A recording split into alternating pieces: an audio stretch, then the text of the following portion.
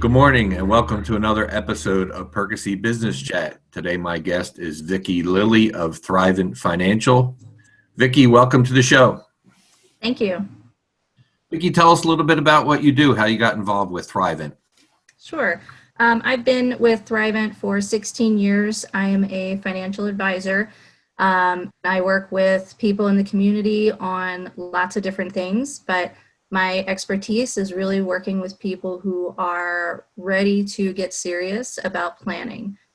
People who maybe want to change the way they've been making financial decisions and to give them advice that they can use to prepare for the unexpected and to plan for the future. How has the pandemic affected the way you do your business? Well, I've been working from home a lot, as you can see. Usually I am at one of my offices, either at Per Diem or in Doylestown.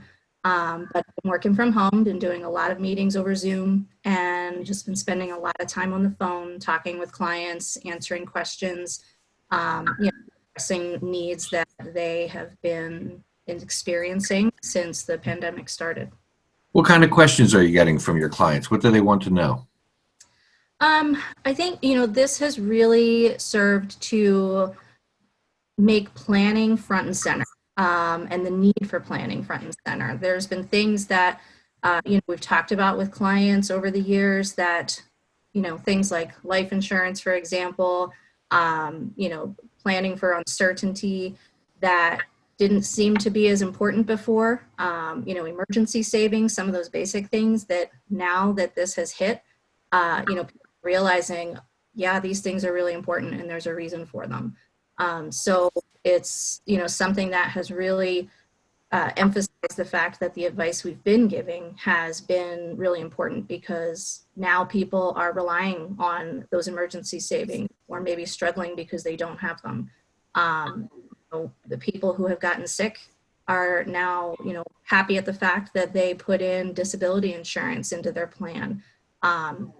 Things like that. So, and then, of course, the investment side of it with the market being the way that it has been, we were already preparing for volatility this year. So we had already been having conversations with clients about risk tolerance and asset allocation and making sure that people were properly invested, which helped when all of this happened because then people weren't panicking as much as maybe they would have been. Okay, so that's a good point. Do you get a sense that people are concerned about the immediate future, how they're going to get through the next 3-6 months, or are they still looking on the long term? What I've experienced is people are really still looking at the long term as far as savings goes for retirement and long-term goals.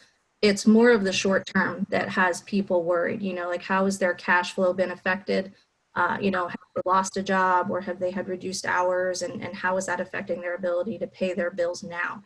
So helping people identify ways that they can tap into the resources available so that they can still meet all of those, day-to-day goals.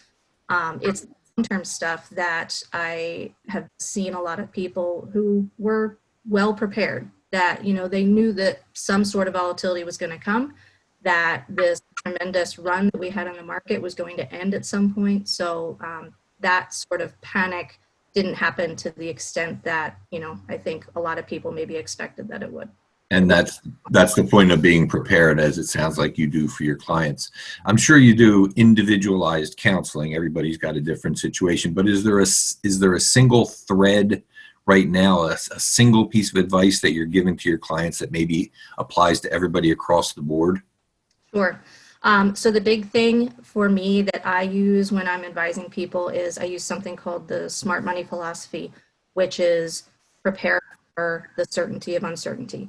So we want to make sure that you're taking care of the things at the very foundation of planning, which is emergency savings, protection planning, which includes that life insurance and disability insurance, long-term care insurance if you're of the proper age for that.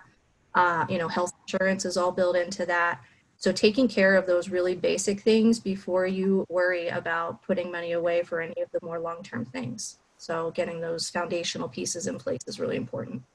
Well, that's great advice for everybody. I think they can take that to heart.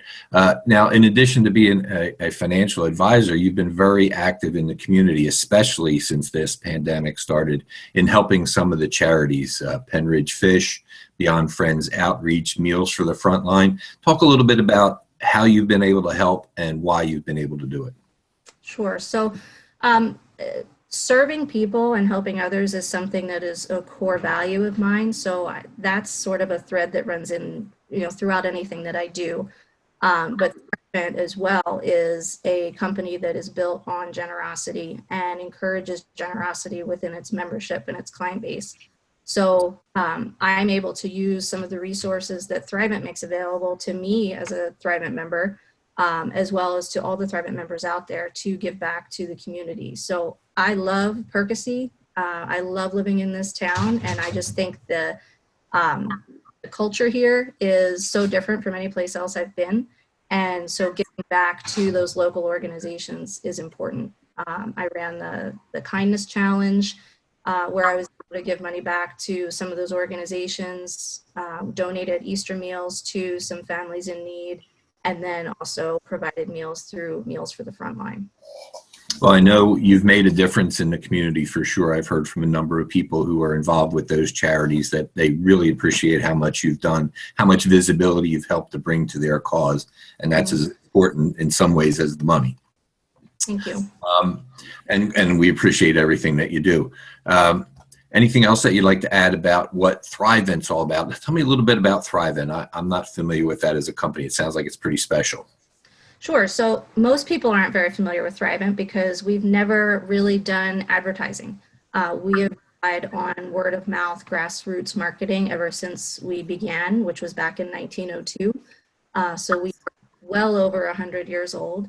All of our ratings and rankings, we are always up at the top. What I love about Thrivent is that we are here to serve the best interest of our clients and our members. So when you become a member of Thrivent, or I should say when you purchase something from Thrivent, you become a member and an owner. We are not publicly traded, and we are truly here just to deliver the best financial advice we can in the best interest of the client. Our mission is to help people have financial clarity, which will then allow them to live generously, however they choose to do that. Well, great. I appreciate you explaining that. That's very helpful to know.